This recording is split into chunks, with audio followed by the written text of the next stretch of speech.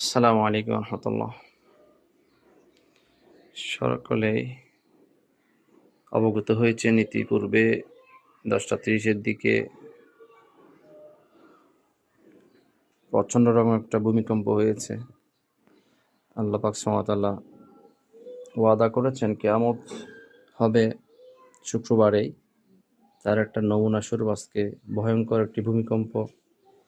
যখন পৃথিবীতে পাপের বোঝা বেড়ে যায় তখনই আল্লাহ পাক সুবহানাহু ওয়া তাআলা এই ধরনের ভয়ঙ্কর ছোট্ট ছোট্ট ভূমিকম্পের মাধ্যমে কিয়ামতের আলামত পরিলক্ষিত করে থাকেন মানব জাতির শিক্ষার জন্য।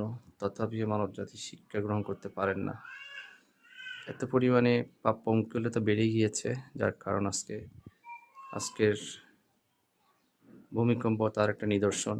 মারাত্মক বড় ধরনের ভূমিকম্প। দেখেন আমার লাইব্রেরি, আমার বইয়ের রুমের অটোমেটিক এটা পড়ে গিয়েছে, একেবারেই ভেঙে গেছে, পড়ে ওরা তছনছ হয়ে গেছে। কি পরিমাণ, কত বড় ভয়ানক ভূমিকম্প হয়েছে, সব বই পড়ে গেছে এখানে। তারপর ওদিকে সবগুলো পড়ে গেছে, সব এলোমেলো হয়ে গেছে, সাজানো গোছানো সব কিতাব। আল্লাহ পাক সুবহানাহু ওয়া তাআলা সবাইকে হেদায়েত দান করে, বোঝার তৌফিক দিক। ওয়া মা তৌফিক ইল্লা বিল্লাহ। আসসালামু আলাইকুম ওয়া রাহমাতুল্লাহ।